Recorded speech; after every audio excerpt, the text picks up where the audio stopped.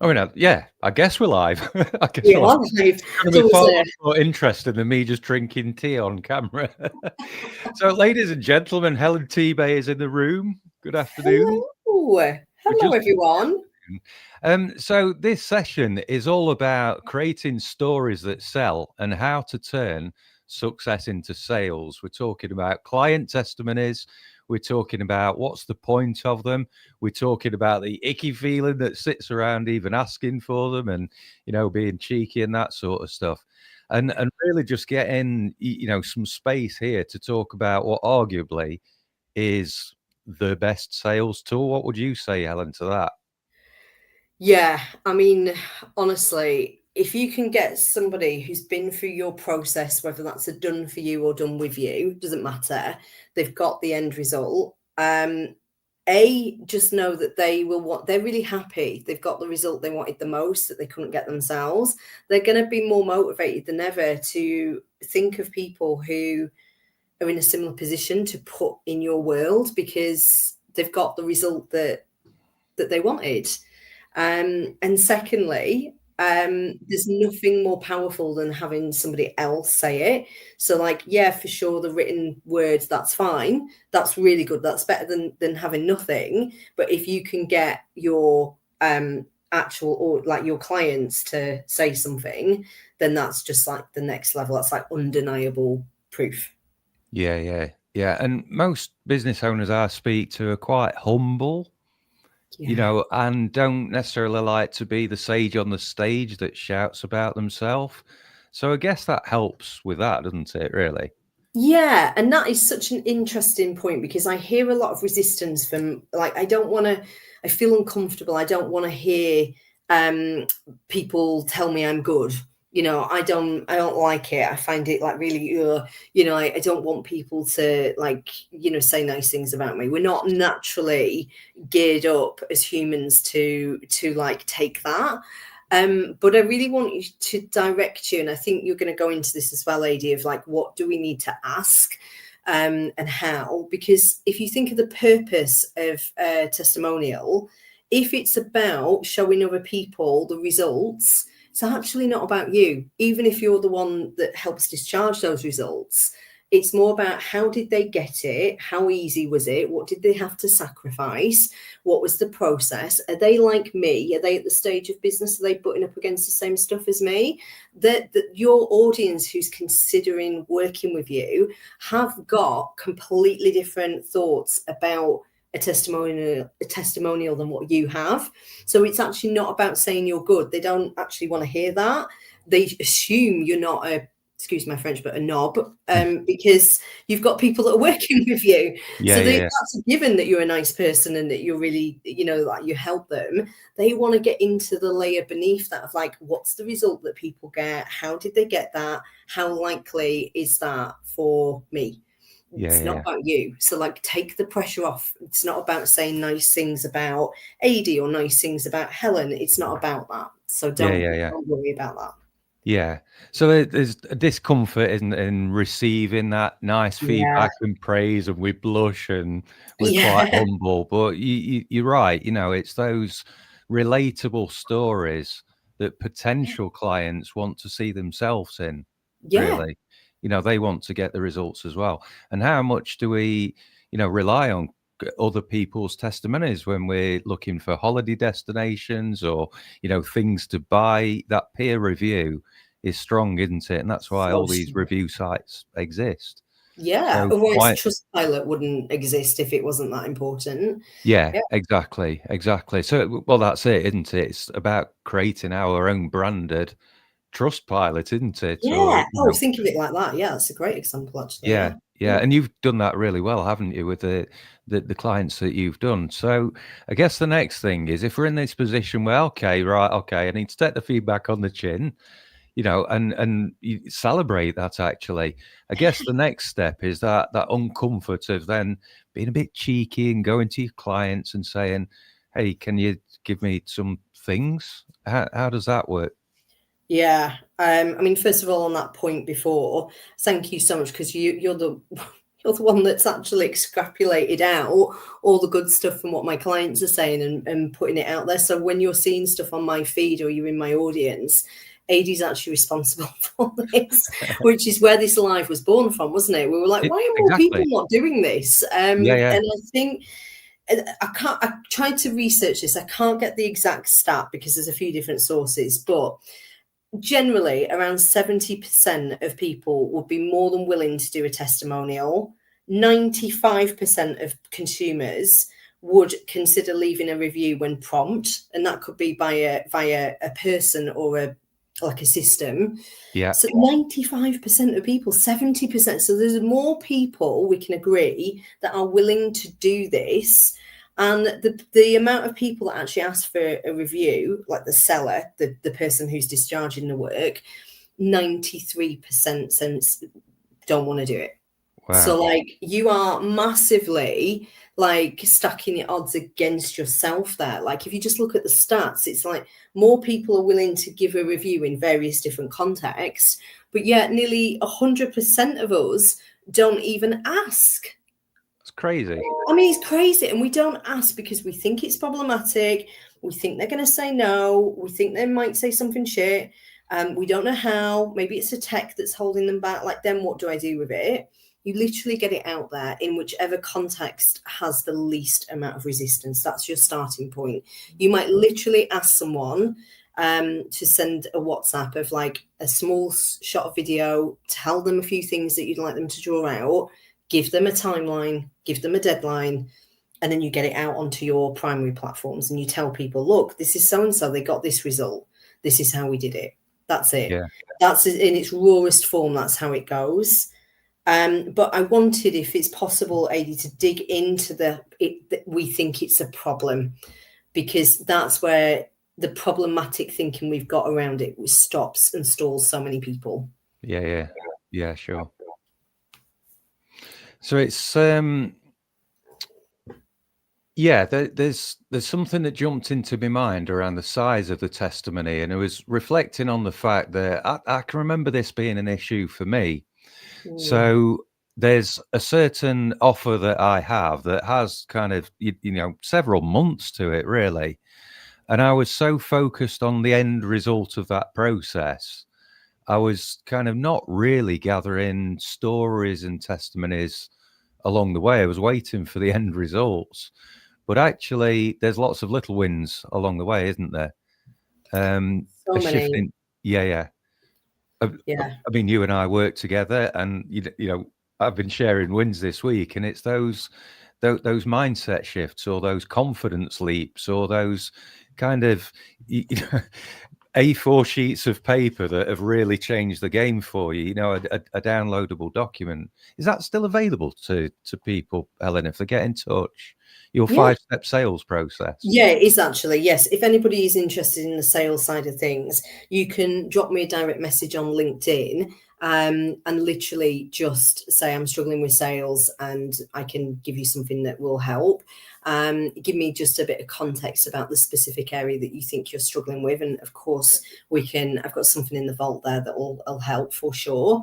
And I think to your point of like, yes, of course, your audience are looking ultimately for the result, but they're also looking for the experience of getting it. So I've had some testimonials where the buyer hasn't bought, but they've given me a little snapshot of this has been the best like sales conversation, because it's shown me why I'm not moving forward, and that's really valuable, and I'm happy with that, and I want to land at that, and that's cool with me, and it's cool with me as well. I'm like, yeah, great, we've got you to a decision that you really actually isn't out of lack, like I just don't have any money or time. It's actually something that they can see why they're not having money and time to do it. That's highly valuable. So I asked them if I could screenshot some of the messages that they sent me after, because again, it demonstrates from the moment you come into my world, this is what it looks like. It puts people at ease. Also, having a sales conversation. One of my clients actually in a webinar said, because we were talking about sales conversations, she actually came on the screen and just said a few words about her experience, totally unprompted, just very natural. I asked her if I could crop that bit out of that video, because again, it shows people when you enter in, this is what it looks like. So it's not always waiting for the ultimate win at the end. It's about showcasing the experience on the way up to that. Even if they don't come and buy from you, just them talking about the experience of the sales conversation. And again, you're in charge of that. You get to decide what experience you actually want to give your audience. Yeah, sure. Yeah. There's so much value inside that conversation. I know we're going to come on to that actually. If you want to know how to make the most out of like literally one conversation, that's coming up. That's the point that we're leading on to. Yeah. Oh, you're going to join me in saying hello to Katie Skelton, who's just said hello. Oh, hiya. Hi, She says, Casey. hi, Yeah. you two. Hello. We're on multiple channels today. We're on Facebook, LinkedIn, and YouTube. And I'm always trying to battle the multitasking. But if you do have any comments, any questions, whether you're watching live or on the replay about any of this stuff, both of us are quite sociable and we love to help you out as well. Of course. On to questions. What are the questions that draw out real stories? We've both got views on this, haven't we? Because, you know, there's one thing around having a conversation. There's another thing around asking the right questions. There's also another thing around how you ask the right questions as well. And it's not just about clipping out words necessary. The edit process actually requires, doesn't it, that strategical knowledge? Yeah.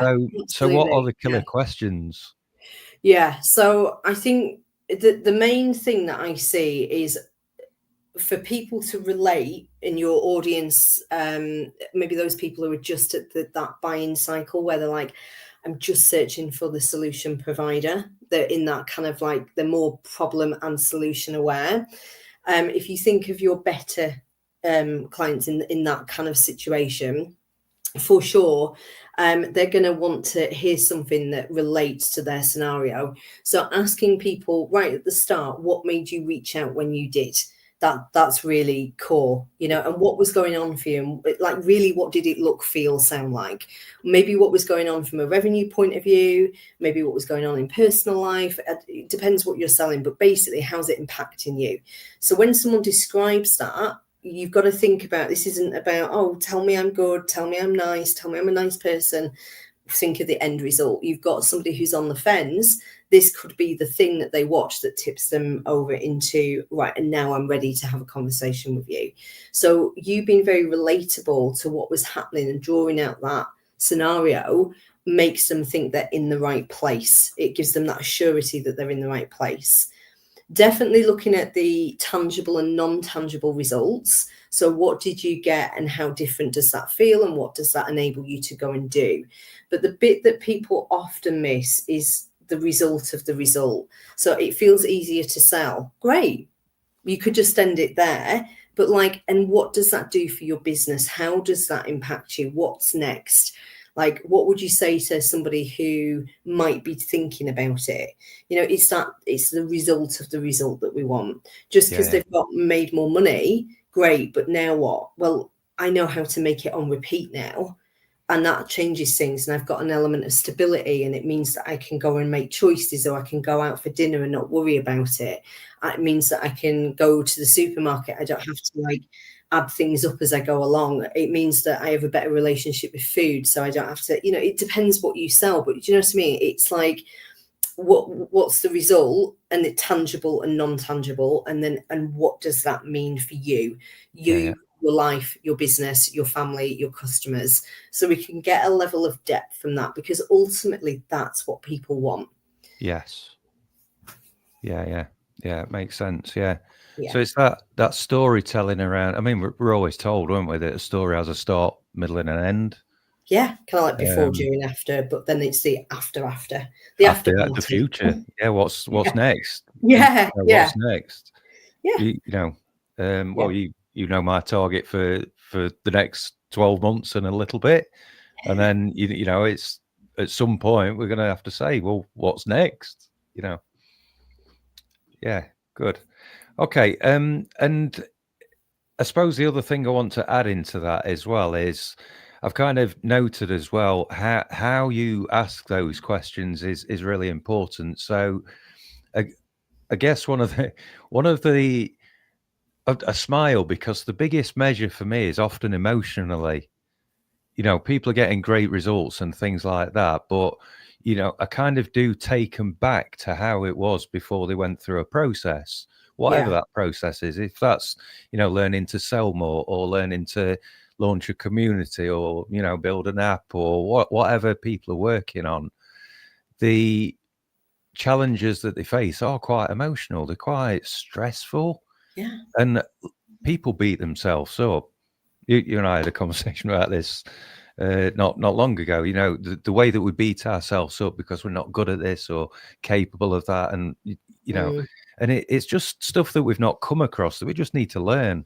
And most business owners I speak to are often really harsh on themselves because they can't use this tech or that platform, or you know, it's so frustrating for them because it's not moving them forward, but then they're in a state of overwhelm because they're dealing with stuff that they've not come across before, you know, and that's it. You're good at what you do, and you know, you need to accept that there's some development areas for us all of the time, always, isn't there? Yeah, of course. Yeah, You know, it's funny because I've had this before throughout my journey where when I first started my business, I really thought it was quite shameful to ask for help because of my conditioning in corporate world, because of my conditioning with my family, just like all the layers of like learning throughout my life. I had that learnt thought. It wasn't even my thought. It was just given to me and I took it. That when you ask for help, it's a sign of weakness. Weak people ask for help. And it's not an uncommon story. Maybe it was generational, I don't know, but like there's something that like certainly our generation suffer from that. And I think this plays into it at times when, if your default is that when people ask for help, it's a sign of weakness, of course, that's like exuberates out when you ask your client to do a testimonial because you think it's problematic. So if you look at that from a problematic point of view, like I think they're gonna, like they reached out to me when they were at a weak spot and then I helped them and I made it better. And now I'm going to ask them to tell that story. We want to reframe it because that's the thing that trips people up when I say people won't want to do that. My clients won't want to shout about that. You've just delighted your client. They've got the whatever it is, the result, the outcome that they wanted the most that they couldn't get. They've had an immense amount of transformation. You've taken them from A to B. Why the fuck would they not want to shout about that? yeah, But again, if their standpoint is because it's problematic when people have to seek help, you almost have to reframe that. And that's why when I ask people, my clients won't give a testimonial. Have you yeah. asked? Yes, I asked them. Tell me how you asked them. Will you do a testimonial for me? Would you do a video? No. Okay, thanks. Bye. That's not setting them up in the highest service mode. No, If you reframe that to a bit more like, you know what, you've got an amazing journey here, you've got amazing results, and you've got to mean this can't be disingenuous. But when you know that they've had an amazing experience, start with those customers and just ask them, I'd like to document this. I'd like to do a video or whatever it is, a written piece where we take you back to that point where you reached out and you remember how difficult it was then and the positivity of the growth that's come out of that decision. If you frame it, a lot of our clients, they're not shit at stuff. They've just got a gap. And yeah. how amazing is that to plug that knowledge gap or that skill gap to benefit their audience or their clients? They're skilling up, they're tooling up. That is not a shameful thing. That's not a bad thing. So we might have to reprogram our own and their thinking. It depends what side of the scale they think, for example, getting coached or mentoring is. If they think that's because they're weak, they're not going to want to shout about it. If we can reframe that to be like, that's a fucking amazing thing, and look at all the goodness that's come out of that, and I just want to showcase that because more people want that result that you've got, and they're going to be more driven to talk about that. Of course they So are. I Yeah, think that's where the awkwardness comes from, is what are we thinking about this? And what do they think about asking for that support and help? Yeah, sure. What do you think to this? Helen Fitton is Mm. asking, could you say something like, and well, I've got a view on this. I'll hand it to you. In order to help others, would you provide some feedback about how working with me has helped you? Yeah. I mean, I like, love that. I love it. I think that is Yeah, absolutely amazing, because that positions them as like, you've done something awesome and amazing. It's building them up. We're stroking a bit of ego here. There's no shame in that at all. But we're like, you've got something amazing out of this. The feeling, the experience, the outcomes that you've got, and what you can do now in your life. There'll be people over here that are too scared to start the journey, or too nervous, or don't think it's for them. I think we could really create something here that would help them step forward, and then they get access to what you've just got. So I think it's a solid shout. Helen, I love that way of wording it.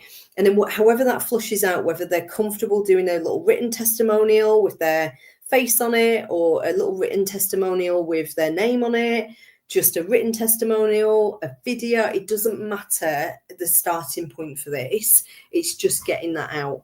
And an example of this was Ady sent me yesterday some stuff that, some things that a client said in a testimonial video that Ady was doing with my client.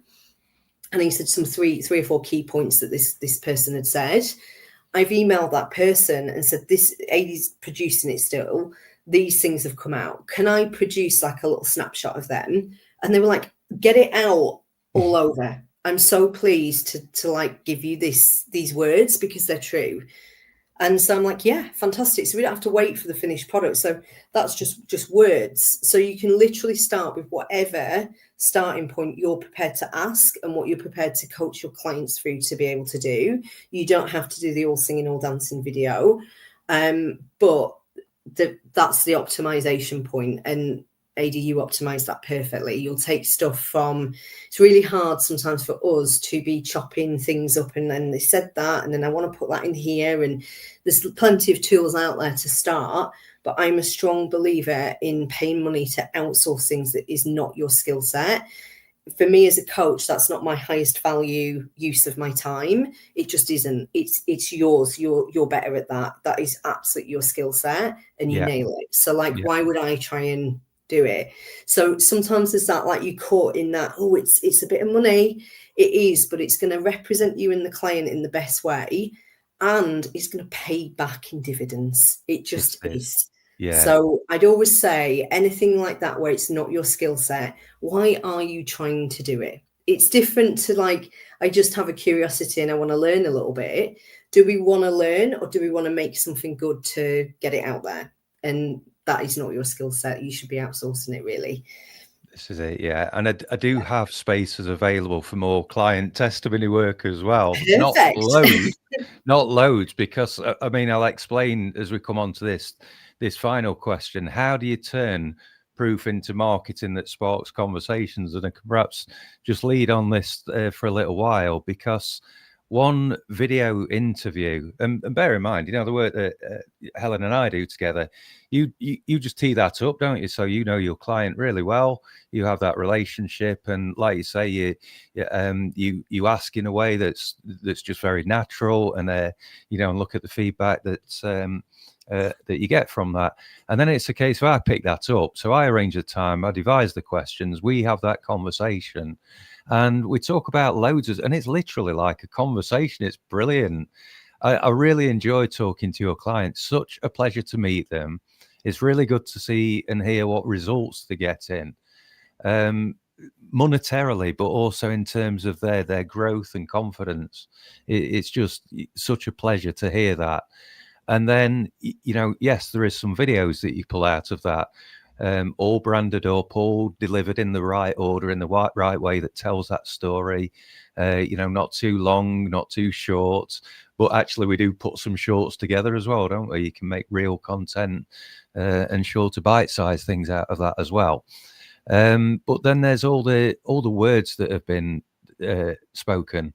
There's all the things that they've said, the quotes that you can use, the things that you can put onto Canva graphics, onto thumbnails, the words that you can use as quotes within blogs or on marketing material or websites. It just goes on and on and on. you know, and we've done stuff that's been sent to you on a mobile, and you know we've used that in the graphics, haven't we? And we've positioned it on a mobile and made it look good. So much you can do, really. Yeah. Have just literally one conversation. Yeah. Let The alone all one the conversation is the like asset, isn't it? And then having someone's brain like yours, where I'll come in and go, just do testimonial like A. And you're like, I've done A, B, C, D. I shot this bit. I've got that quote. I've got this popping up. I've actually done a written thing, you know, for you because you might want to put that on as an article or a blog. And I'm like, oh my God, I wouldn't have thought of doing any of that because, again, my brain is not valuable in this situation as much as what yours is, because I will just ask for a testimonial and that's it. And you're like, do you want to use it 5-6 different ways? I'm like, of course I do. So again, it's so much more efficient work to do it once and have someone who can see a bit more longevity in this. But of course, if this is your starting point, just start. Literally just ask your clients to send you something on a WhatsApp and get it out there. Like, just literally make a start while you're choosing a provider to help you, or while you're choosing what to do. And if you're not sure whether, like, is this a bit beyond me? Like, I'm just starting with this, I don't know. Like, I would have a conversation with people like Ady, or you can even have a conversation with myself and just say, how does it go? How does it work? Because if you can see someone else that's doing what you aspire to do, the temptation is to get that comparisonitis of like, well, they're just better at it than me. No, they're just doing things different. They're thinking different things. They've just progressed a little faster with something that you're not prepared to do. So what is that? Maybe they hired someone to do it and you're still trying to do it yourself. Like, again, it just look with curiosity and make a start. Like, they're just shouting about stuff and they're asking their clients for feedback. Maybe I start doing that. And you could start with like a Google form or like a survey, you know, like, again, and then progress to the video, but just start collecting the data points, start collecting the little screenshots, and then you can ask people, can I use this? If they say no, have a fallback. Like, what if I just grade your name out? Would you be happy with that? Or maybe they've mentioned client A company ABC has just dropped a 20K order. Can I use it, but I'll just grey client A out? You know, like, so again, what's the starting point? Not just a black and white, well, they won't do it. They won't do it because we've not set them up for success, because we haven't set it up here. Yeah. It's creating that habit of celebrating wins, isn't it? Yeah. I know, you know, we like to do that weekly in groups, don't we? And Yeah. But it's sometimes, happening all the time, isn't it? And this is where I was saying my as it group happens. in the sales refresh, I'm like, we like to do it in every week, because I almost have to teach people how to celebrate. Because if all we're looking for is the ultimate win, same with a testimonial, tell me I'm great, tell me I've made you more money, we miss out all the micro wins that they've told you along the way. Like, oh my God, just had a sales call and it felt so much easier. Grab it. I had a sales call. It was a no, but it felt really good hearing my first no. Like, grab it. You know, it doesn't have to be the ultimate win that we get. And you almost have to teach yourself to allow your clients to tell you the micro wins and the micro fails as they go along. We capture that, and then we just ask them, can we use that? I think that's going to be really helpful. That's the very thing people struggle with. I think it'd be really relatable. Do you want me to tag you? Do you want me to grey you out? The amount of times I've asked, do you want me to tag you? And I half expect them to say no. And then they're like, yeah, tag away. Like, yeah, make sure, because again, it's a bit of social proof for them. So, you know, it's funny how our brains will take us out of action way faster than any competitor. If you want to start using this as a competitive edge, you've got to start being okay with the discomfort of starting the process and asking. And I promise you, the stats back it up. The more you ask, the more you'll get a yes. And then that yes will just be a various formats, starting points. Like, it'll just look different. But Yeah, of course. Brilliant. Thank you so much. I'm going to come back to you and also ask how people can get in touch with you.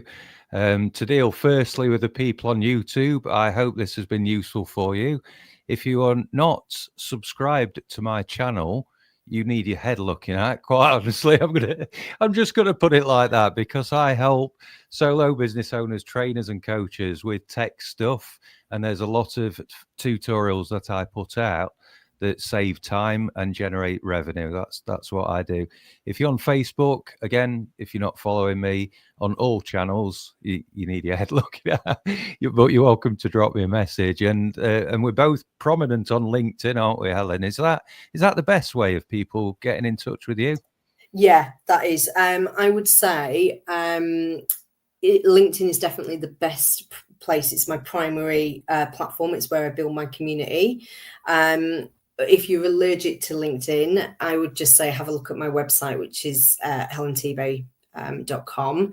We've got access to webinars on there. You've got podcasts. You can join the mailing list. There's lots of different starting points of getting into our worlds, basically.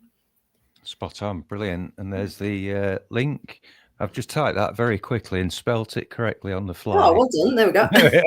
Let's go and check what is my website. Hang on a second, because I don't ever like search for it myself, if that makes sense. Yeah. Bookmarked. Brilliant. Thank you so much. And just is there anything you kind of want to let people know that's available from you at the moment? Yeah, for sure. So if you're just starting your journey, what I'd say is lean into those platforms, join the mailing list, get some tips, get a flavour of how I coach and train and what I deliver. I'm very action orientated, helping you with either changing how you're thinking and approaching sales and marketing, and also what you're going to do with that new insight, because seeing it differently is one thing. How are you going to act differently? Seemingly, if you want to go and take new actions, what's the new beliefs that you're going to have to hold to allow yourself to do that? So that's my flavor. If you're like, oh, I don't like the mindset stuff, it's probably not me. But definitely lean in. There's a mailing list to join. There's free webinars. There's training. There's pretty much every day I'm posting on LinkedIn, so that you can just enter into that world. And if you're ready to have someone help you sell and market and feel easier about that whole process and create some consistency in the revenue, there's a lot of business owners that I work with who are kind of specialists and consultants, HR, finance, tech, very accomplished people that are constantly like tooling up with their craft, but they haven't sought out the skill of selling and marketing that. There's a translation piece that's missing. So we'll help with the offer, we'll help with the marketing, and we'll help you feel better about selling. And I've got a group program called the Sales Refresh. It's about doing less things, but doing it really well. And we also have one-to-one coaching available too. So there are 2 ways that you can work with me. But if you're not ready for that yet, like I say, just lean in. If you think sales and marketing is on my agenda, like just get into our worlds, and that will help. Good stuff. Well, thank you so much for your time today. We're back to back today, so I think it's time for a cup of tea, isn't it, before the next thing that we're on to. You'll be sick of the sight of me by the end of today. Well, listen, and thank you everybody for tuning in live. Thank you for watching this on the replay as well, however you find it. If you need any help with anything at all, get in touch with either one of us, and if it's not us, we probably know somewhere to signpost you to anyway. For sure. Very well connected. Good stuff. I'm going to leave you with my favorite advert. Helen, I'll see you in a bit. See you later. See you soon. Bye.